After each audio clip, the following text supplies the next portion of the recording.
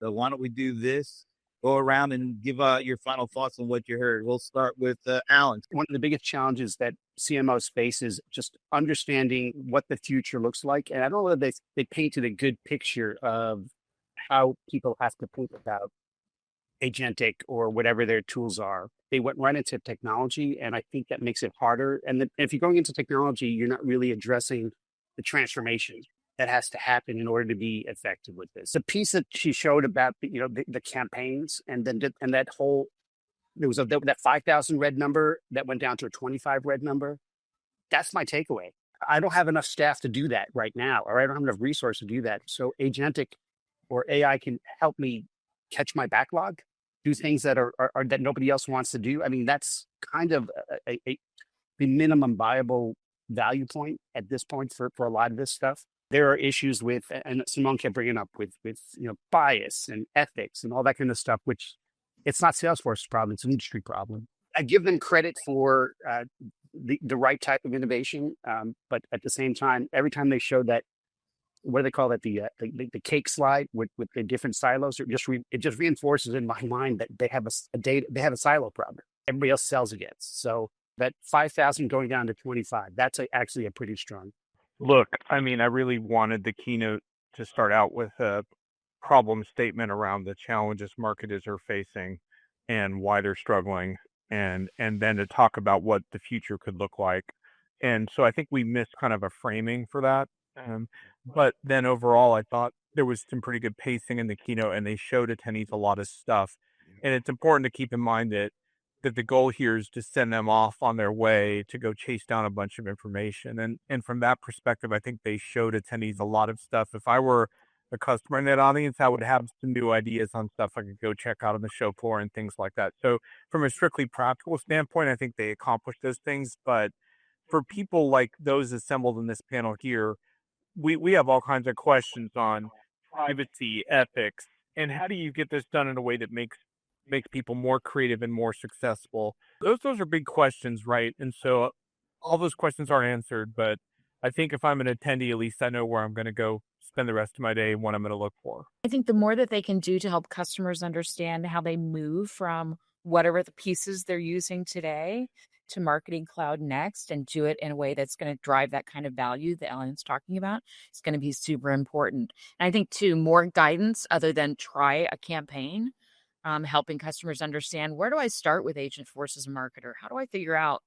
given my portfolio of products and resources that I'm working with, where do I start in a way that's low risk and likely to get some clear wins for me? It'd be super important. It's not a whole lot to add to what everybody said. There was no frame, nowhere way of looking at the thing as a whole. That said, they kind of recovered in part, by focusing kind of in and on. They're not even really use cases. They're uses of something, and they had a consistent customer. They ran through the whole thing, Ford Pro, so they could kind of go deep, I think, as opposed to go wide with lots of customers. The presentations themselves were pretty effective overall, and the demos, worked.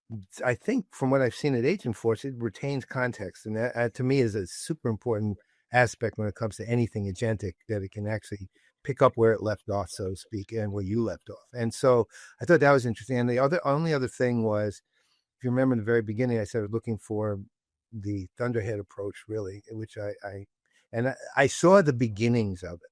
I think from that standpoint, seeing the beginnings was promising for me. I don't know where it's going to go, and I'm not really talking about exactly what we saw, but I'm talking about at least the trigger points are there, right? So I'm really curious as to where they're going to take it. I think the interesting things were the whole "do your campaigns faster" message did not necessarily resonate, because no one has a problem with how quickly we can churn nonsense out the door. The thing that really resonated, though, is when Steve Hammond said, and honestly, it was like the quote of the session of, "This is not a migration, it's a convergent." Because that's what is exactly happened to Marketing Cloud, right? Marketing Cloud was 9 crazy acquisitions made over a period of like 4 to 5 years. These weren't rapid fire acquisitions made over a period of a year. This has been a long period of time, and they have tinkered with all the different acquisitions, trying to make them hit the right sweet spot, over these past several years. I think when Steve Hammond came in, it became a, wait a minute, we gotta figure this out. We've got to bring all of this into one space. And I think it's, it's taken 2 years, but when you realize the number is 9, not, 3, 2 years isn't unreasonable.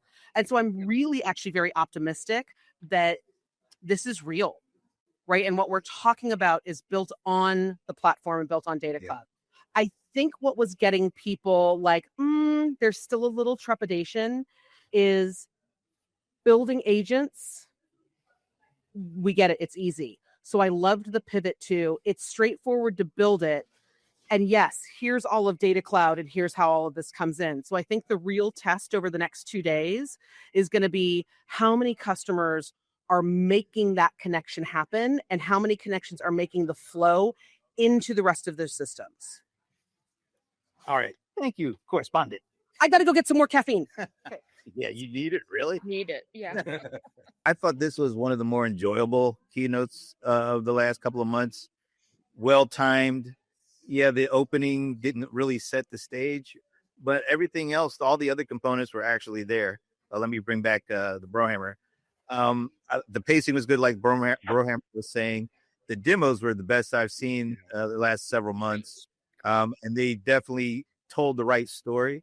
So overall, I thought this was very well done. And of course, the speakers, some of them I hadn't seen before, but they must be going through the proper education process of being a speaker on these kind of forums, because if you didn't know they hadn't been there before, you would have thought they just fit right in.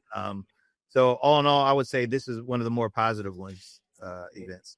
Any last thoughts before we head out? The metrics they talk about are old school marketing metrics, and they need to give guidance. If you're going to create new technology and have transformation, how do we measure success in the new world? And what are those new metrics?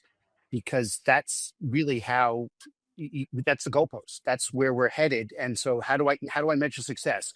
Once I clean up my mess with everything you're telling me I'm going to do, now what? So I would love to see what that would look like.